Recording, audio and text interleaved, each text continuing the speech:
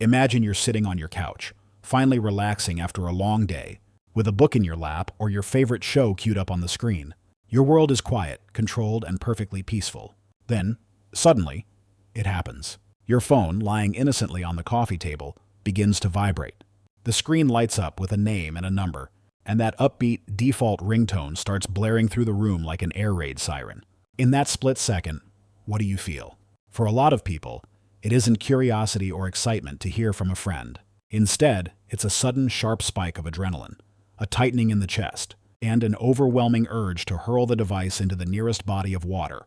You stare at the screen as if it's a ticking time bomb, waiting for the ringing to stop so you can finally breathe again, and send that classic, slightly dishonest text. "Sorry, just saw this, what's up?" If that scenario makes your heart rate climb just thinking about it, you aren't rude, you aren't a hermit, and you certainly aren't alone. We live in an era where we are more connected than ever, yet the telephone call has become the ultimate social boogeyman. We need to talk about why the simple act of answering a call feels like an invasive species, entering our mental ecosystem, and why your brain might be wired to treat a ringing phone like a genuine physical threat. There is a common misconception that if you hate phone calls, you must be a shy person or someone who lacks social skills. People who grew up in the golden age of landlines often look at younger generations with a mix of confusion and pity, wondering how we became so fragile that we can't handle a 3-minute conversation. But the psychology behind phone phobia, or telephonophobia, is far more complex than just being shy. In fact, many people who are incredibly charismatic in person, or brilliant at public speaking, still find themselves paralyzed when their phone starts buzzing. The reason lies in the way our brains process communication, and how the telephone, by its very nature, strips away almost every tool we've evolved to use during a social interaction. When you're talking to someone face to face, you aren't just listening to their words. You're subconsciously reading a massive library of nonverbal data. You see the micro-expressions in their eyes, the way they lean in or pull away, and the subtle gestures of their hands. You can tell if a pause is thoughtful or awkward just by looking at their face. Research suggests that up to 90% of our communication is nonverbal, and when you pick up a phone, you are effectively flying blind through a storm. You lose the visual map that tells you how the other person is reacting, leaving your brain to work overtime, frantically trying to fill in the gaps and interpret every tiny inflection in their voice. Think of it like trying to navigate a dark room using only echoes. Without visual cues, a 2-second silence on a phone call feels like an eternity. Your brain begins to spiral, wondering if they're judging you, if they're bored, or if they're waiting for you to say something profound, while you're just standing there in your kitchen holding a spatula. This lack of feedback creates a massive cognitive load. We are social animals who crave certainty, and the telephone is an engine of pure uncertainty. This is why many of us prefer texting. In a text, the ambiguity is still there, but we have the gift of time. We can stare at a bubble, craft a response, edit it, delete it, and hit send only when we feel safe. A phone call, however, is a high-stakes, real-time performance where there is no undo button. It's live theater without a script. And for a brain that likes to be prepared, that feels less like a chat and more like an interrogation. Beyond the loss of visual cues, there is the issue of the intrusion factor. In the past, if you wanted to talk to someone, you had to be in the same physical space as them, or you had to hope they were sitting near their one-tethered phone in the hallway. Today, your phone is an appendage. It goes to the bathroom with you, it sits on your nightstand, and it's in your pocket during dinner. When someone calls you, they aren't just asking for a moment of your time. They are effectively teleporting into your private space without an invitation. It is an immediate demand for your undivided attention, regardless of what you are doing or how you are feeling emotionally. There is a specific psychological term for this called expectancy violation. You have an expectation of how your afternoon is going to go, and the ringing phone violates that expectation by forcing a new, unplanned reality upon you. For many of us, this feels like an act of aggression. It's the digital equivalent of someone walking into your house without knocking and starting a conversation while you're mid-bite of a sandwich. We value our autonomy, and the phone call is a direct challenge to that autonomy because it demands an instant response. If you don't answer, there's a lingering sense of guilt or the fear that you're missing something urgent, which creates a low-level fight-or-flight response every time that screen lights up. Let's look at the interruption cost. Psychology tells us that it takes, on average, about 23 minutes to fully get back into a state of deep focus after being interrupted. When a phone call breaks your flow, it doesn't just take up the 5 minutes you spent talking. It ripples through the rest of your hour, shattering your productivity and mental clarity. We've become a society that prizes asynchronous communication, things like emails, texts, and voice notes, because they respect the boundaries of our time. We can engage with them when we have the mental energy to do so. A phone call, by contrast, is synchronous. It requires two people to be in the same headspace at the exact same moment, which, in our increasingly burnt-out world, is a rare alignment of the stars. Many people who hate phone calls are actually just people who deeply value their internal peace and the integrity of their schedule. It's not that they don't want to talk to you. It's that they don't want to be forced to talk to you right this second. There's also a fascinating neurological component involving our working memory. When you're on a call, you have to hold the thread of the conversation, process what the other person is saying, and formulate your next thought all at once, without any visual aids to anchor you. For people with ADHD, anxiety, or even just a high degree of introversion, this can be incredibly taxing. You might find yourself pacing around the room, tidying up random objects, or staring intensely at a spot on the wall while you talk. This isn't just a nervous habit. It's your brain trying to manage the sensory input. By moving or giving your eyes something mundane to look at, you're trying to lower the cognitive noise so you can focus entirely on the audio stream. If you've ever hung up a phone and felt like you just finished a marathon, it's because your brain was performing a complex balancing act, trying to simulate a human connection using only a fraction of the necessary data.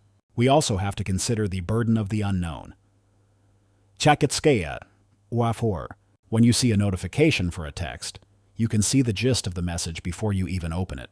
You know if it's a joke, a question about dinner, or a work emergency. But a ringing phone is a mystery box. Until you pick it up, you have no idea if the person on the other end is calling to give you great news. House always, Nedwise, or to tell you that something terrible has happened. Our brains are evolutionary hardwired to pay more attention to negative possibilities than positive ones. I can know us. Oh, it's a survival mechanism called the negativity bias. In the absence of information, we often assume the worst. That's why that split second of seeing an incoming call can trigger a flash of dread. Your brain is preparing for a crisis, even if it's just your aunt calling to ask if you've tried that new sourdough recipe. Over time, we begin to associate the ringtone itself with this feeling of dread, creating a Pavlovian response, where the sound of the phone actually triggers a shot of cortisol, the stress hormone, into our bloodstream. But let's pivot for a moment and look at this from a different angle. What if your hatred of phone calls isn't a flaw, but a reflection of how much you value genuine connection? Think about it. Because phone calls are so demanding and stripped of nuance, they can often feel performative. We use our phone voice. We laugh at things that aren't that funny just to fill the silence, and we struggle to find a natural way to end the conversation. For someone who craves authenticity, this feels exhausting and fake. If you're the type of person who prefers a long, deep, face-to-face conversation over a coffee or a walk in the park, your phone phobia might just be a sign that you find the medium of the telephone to be an inadequate vessel. Haido sewer orewai, pawamstoai, amisuanis, inastao, ihainsawao.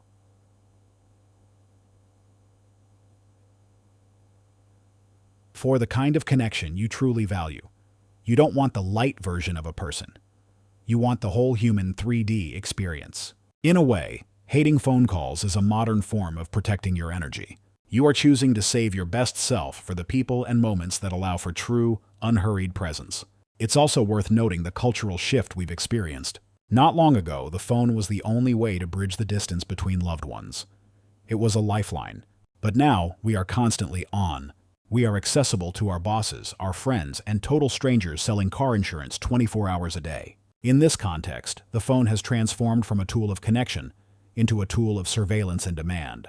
Our aversion to calling is a collective psychological pushback against the always-on culture. It's a way of saying, my time is mine. When we decline a call and send a text instead, we are reclaiming the right to choose when we engage with the world. We are setting a boundary in a digital landscape that has very few of them. It's a small act of rebellion against the expectation that we should be available to everyone at every moment. If you're watching this and nodding along, feeling that familiar pang of guilt, because you have 3 missed calls from your mom or a friend you haven't spoken to in weeks, I want to offer you a little bit of grace.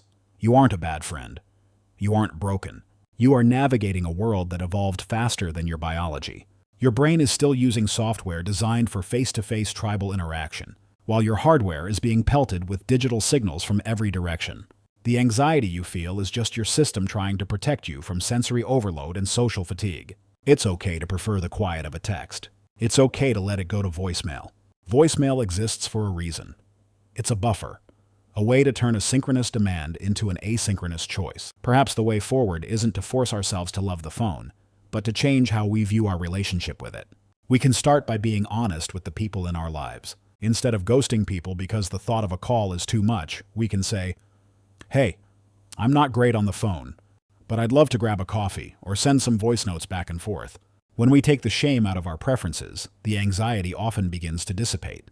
We can also practice controlled exposure, calling one person we feel safe with for just 5 minutes. Break. To remind our nervous system that the world won't end if we pick up the receiver. But more importantly, we should recognize that our desire for peace and our need for clear boundaries are strengths, not weaknesses. In a world that is constantly screaming for our attention, the ability to step back and say, "Not right now," is a vital skill. So, the next time your phone starts dancing on the table and that familiar knot forms in your stomach, take a deep breath. Remind yourself that you aren't under attack. It's just a device making a noise. You have the power to decide if that noise deserves your peace of mind in this moment. Whether you pick it up, let it ring, or simply turn it over so the screen faces the floor, know that your worth isn't measured by your availability. You are a human being, not a customer service representative for your own life. Your silence is allowed, your boundaries are valid, and your preference for a slower, more intentional way of connecting is actually a beautiful thing. If you found this reflection on our digital habits helpful, maybe take a moment to reflect on your own phone rules. Do you have a specific time of day when you go off-grid, or a way you communicate your boundaries? I'd love to hear how you navigate this buzzing, ringing world in the comments below. And if you want to dive deeper into the strange and wonderful ways our modern world interacts with our ancient brains, I'd be honored to have you stick around for our next exploration. Until then, remember to give yourself some space to breathe, and maybe, just for today, feel free to keep your phone on silent.